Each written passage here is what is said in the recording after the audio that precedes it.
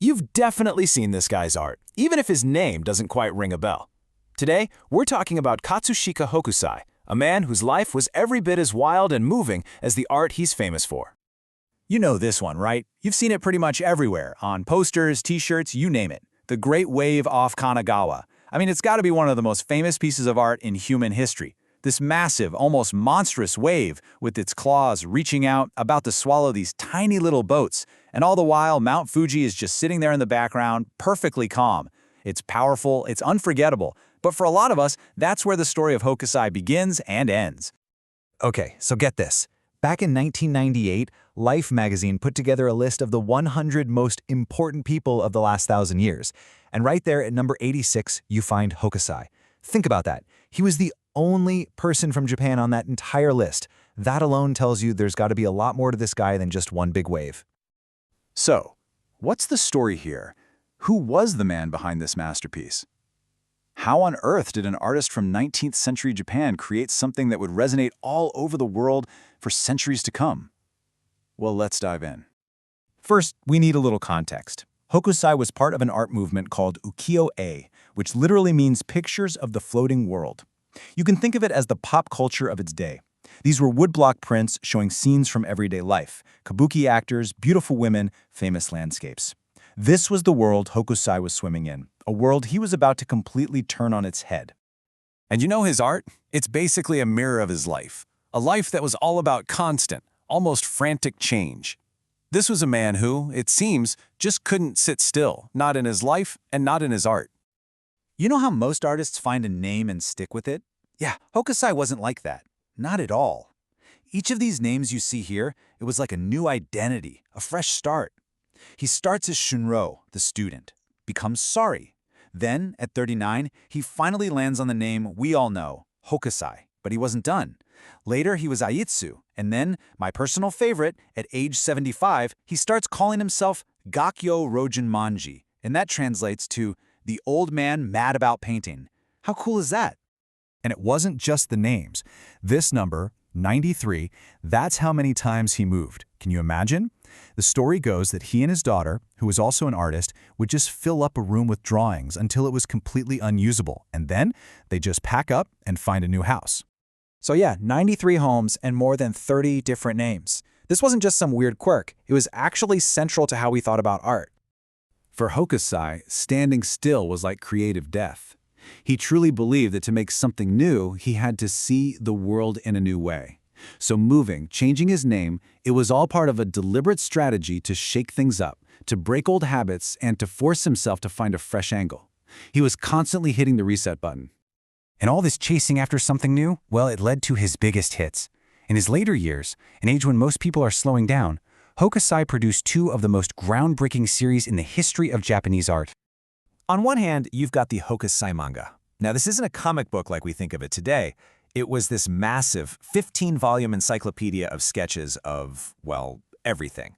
People, animals, myths, monsters. If it existed, he drew it. And that energetic style, it's a direct ancestor of the manga we read today. And then, of course, there's 36 Views of Mount Fuji, the series that gave us the Great Wave, and totally redefined landscape art. Now, one of the secrets to the success of the Fuji series was actually a piece of new tech, a new imported chemical dye called Prussian blue or Berlin blue. It was so much more brilliant and stable than the traditional colors they were using. Hokusai just grabbed this new tool and ran with it, creating these incredibly rich, vibrant blues for his water and skies. It was the perfect fusion of a classic subject with modern innovation. But here's the crazy part. For Hokusai, even creating these masterpieces, it wasn't enough. The more he did, the more he felt like he was just a beginner.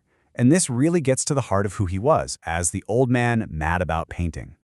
I mean, really let that sink in for a second. He wrote this when he was 75. This is after the Great Wave, after he was already famous. And he looks back at all this incredible work that we consider genius, and he just dismisses it as worthless. It's just this incredible display of humility and this constant nagging feeling that he could do better. In that very same writing, he actually laid out his game plan for the rest of his life. He figured that by age 73, he was just starting to get a handle on nature. By 90, maybe he'd get to its secrets. And hey, if he made it to 110, then, and only then, Every single dot and line he drew would truly have life in it. So for him, mastery wasn't some finish line you cross. No, it was this horizon he was always walking toward. Hokusai died when he was 88, and his supposed last words? They tell you everything you need to know about him. He wasn't looking back at his greatest hits. He was still looking forward. If heaven will give me just 5 more years, I shall become a true painter. Right up to the very end, he felt like he was still just getting started. So what happens when a life like that ends? Well, his influence certainly didn't. In fact, you could say that great wave of his was about to travel across the entire ocean and come crashing down on the art scene in Europe. See, when Japan opened up its borders to the West, Hokusai's prints started showing up in Europe. And get this, a lot of them were just used as packing material for pottery. But European artists saw them and their minds were blown. They'd never seen anything like it. This sparked a full-blown obsession with Japanese art and design called Japonism, and it would completely change the direction of Western art. And you can draw a straight line from his work to some of the biggest names in Western culture. The Impressionists, guys like Monet and Van Gogh, they were totally obsessed with Hokusai's bold colors and strange new ways of framing a scene. The composer Claude Debussy loved the Great Wave so much, he put a version of it on the cover of his symphony Le Mer.